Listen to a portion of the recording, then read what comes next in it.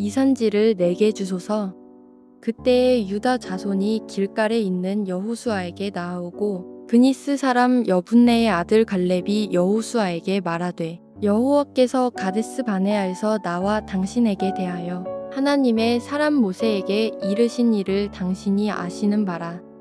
내 나이 40세에 여호와의 종 모세가 가데스 바네아에서 나를 보내어 이 땅을 정탐하게 하였으므로 내가 성실한 마음으로 그에게 보고하였고 나와 함께 올라갔던 내 형제들은 백성의 간담을 높게 하였으나 나는 내 하나님 여호와께 충성하였으므로 그날에 모세가 맹세하여 이르되 네가 내 하나님 여호와께 충성하였은즉 내 발로 밟는 땅은 영원히 너와 내 자손의 기업이 되리라 하였나이다.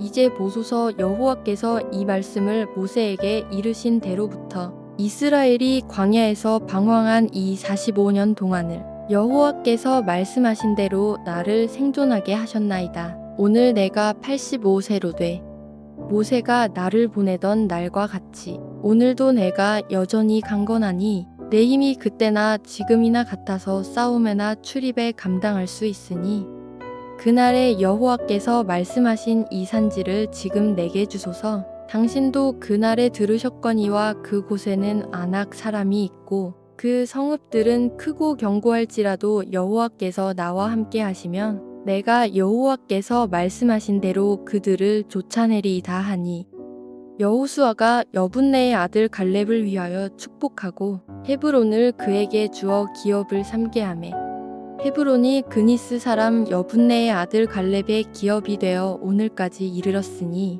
이는 그가 이스라엘의 하나님 여호와를 온전히 좇았음이라. 헤브론의 옛 이름은 기럇 아르바라. 아르바는 아낙 사람 가운데에서 가장 큰 사람이었더라. 그리고 그 땅에 전쟁이 그쳤더라. 이스라엘 백성들이 가나안 땅에 들어가서 가나안 땅을 정복하는 과정에서 여호수아가 그 가나안 연합군과의 싸움에서 대승리를 거둡니다. 그러나 여호수아가 나이가 많이 들었고 이제 각 지역을 다 정복할 수 있는 그런 상황이 아니었습니다.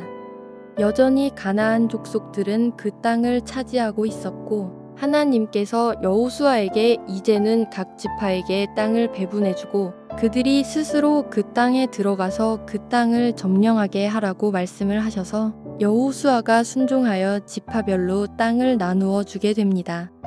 우리나라는 지형이 다 비슷한 자연 환경입니다. 그렇지만 가나안 땅은 기름진 땅과 척박한 땅으로 극명하게 갈리는 지역입니다.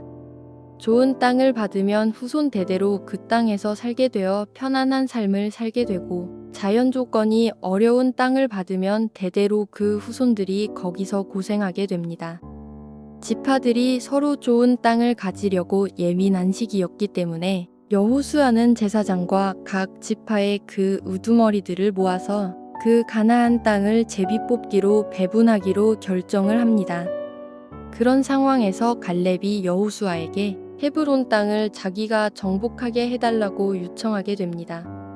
그날에 여호와께서 말씀하신 이 산지를 지금 내게 주소서. 당신도 그날에 들으셨거니와 그곳에는 아낙 사람이 있고 그 성읍들은 크고 견고할지라도 헤브론 땅은 좋은 땅이 아니고 유새처럼 강대한 성읍이 있고 거인 같은 사람들이 살아서 정복하기가 어려운 곳으로 지파들이 기피하는 지역이었습니다.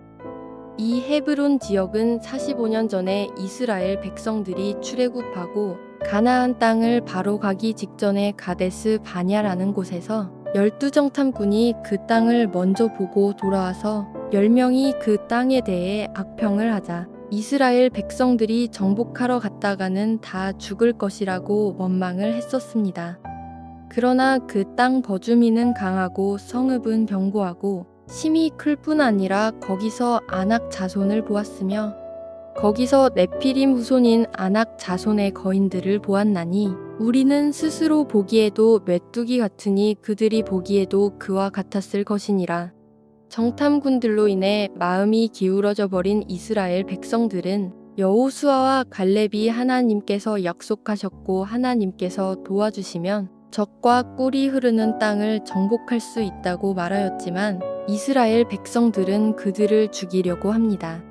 하나님께서는 하나님의 말씀에 불순종한 이스라엘 백성들을 다시 40년 광야길로 돌리시면서 1세대들은 광야길에서 다 죽습니다. 그리고 여호수아와 갈렙만 살아남아서 그 2세대들과 함께 이 가나안 땅으로 들어오게 된 겁니다. 45년이 지나 그들이 다시 가나안 땅에 들어가서 헤브론 땅을 보지만 환경은 동일했습니다.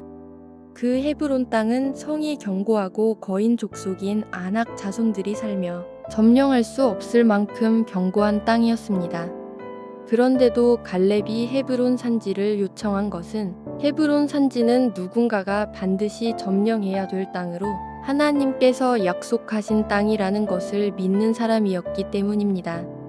그날에 여호와께서 아브람과 더불어 언약을 세워 이르시되 내가 이 땅을 애굽 강에서부터 그 큰 강 유브라데까지 내 자손에게 주노니 하나님께서 아브라함에게 가나안 땅을 주시겠다고 하셨지만 실제로 아브라함의 소유가 된 땅은 사레가 죽었을 때 그 헤브론에 있는 막벨라 굴을 무덤으로 쓰기 위해 돈을 주고 산 곳이 유일합니다.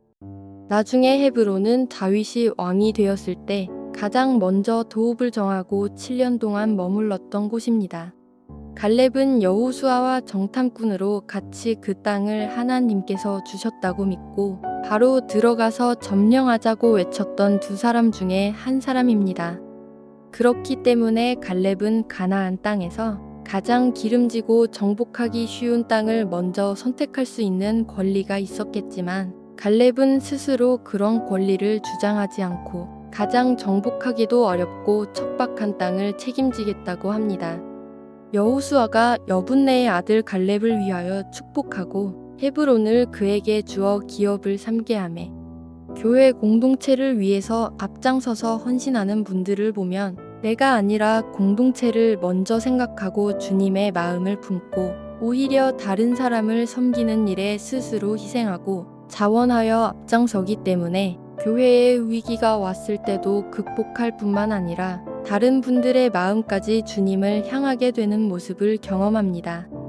누군가는 책임져야 될 어려운 사명으로 나의 희생이 크다는 걸 알면서도 선뜻 자원하여 나서는 분들이 얼마나 귀합니까? 갈렙이 그런 사람이었습니다.